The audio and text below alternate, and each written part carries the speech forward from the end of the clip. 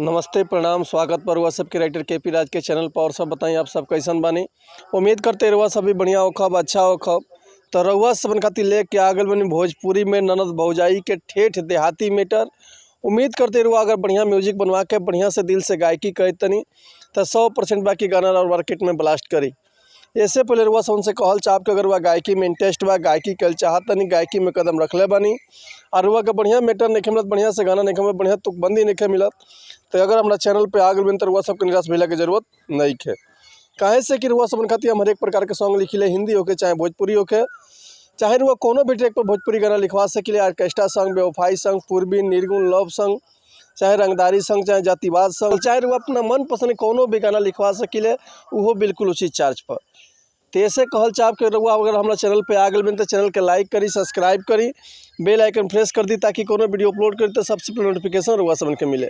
अगर वीडियो अच्छा लगा तो एगो प्यारा सा कमेंट कर दी। चलिए देर ना करते हुए आज के मैटर देखल जाए कैसे बा। बिल्कुल नया कंपोजिशन, बिल्कुल हिट मैटर, बिल्कुल ब्लास्ट मैटर बा। तो चलिए देर ना करते हुए मैटर ध्यान दिया कौन लाए है कौन धुन हो, ये रुआ सबन के हम गा के बताओ। तो उम्मीद करती रुआ सबके बेहद पसंद आई। तो चलिए देखिए गाना कैसे बा।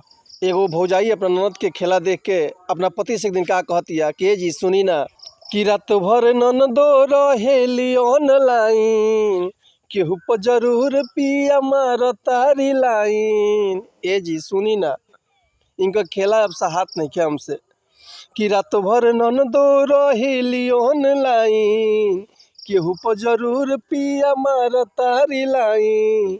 हम तो देखिले रोजाना करस पढ़े के बहाना, हम तो देखिले रोजाना करस पढ़े के बहाना। इनका बातें से राते के लागल बा पाता, व्हाट्सएप पे करस रोजे हायलो हाय टाटा, फेसबुक पे करस रोजे हायलो हाय टाटा, फेसबुक पे करस रोजे हायलो हाय टाटा। चलिए एक बार और सबके मुखला सुनाई तनी हम कि रात भर ननदो रहेली ऑनलाइन, केहू पर जरूर पिया मार तारी लाइन। हम तो देखिले रोजाना करस पढ़े के बहाना, इनका बातें से राते के लागल बा पाता। व्हाट्सएप पे करस रोजे हायलो हाय टाटा, फेसबुक पे करस रोजे हायलो हाय टाटा। तो उम्मीद करते नहीं मैटर हुआ सबके बेहद पसंद आयल हुई। अगर ये गाना के फुल लिखवाल चाहते हैं तो डिस्क्रिप्शन में हमारा कॉन्टैक्ट नंबर बा, व्हाट्सअप नंबर बा, कॉल कर सकले या व्हाट्सअप कर सकले। रुआ के बिल्कुल अच्छी चार्ज पे फुल गाना मिल जाए। एक और बात रुआ सबसे कहल चाहब कि अगर हमारा गाँव में कोनो मिस्टेक भेलो तो भैया क्षमा चाहत नहीं। ऐसे कि हम गायक ना ही रुआ सब के खाली बता सकिले, समझा सकिले। तब मिलत है नेक्स्ट वीडियो में कुछ नया गाना, कुछ नया धुन, कुछ नया कंपोजिशन लेके। तब तक लिए रुआ सबसे अनुमति चाहते नहीं। अगर रुआ कोनो भी तरह के म्यूजिक भी बनवाल चाहते हैं तो भेजा कॉल या व्हाट्सअप कर सकते नहीं। तो मिलता है नेक्स्ट वीडियो में, तब तक लिए नमस्कार प्रणाम, जय हिंद, जय भारत, जय भोजपुरी समाज, हर हर महादेव, जय शिव शंभू।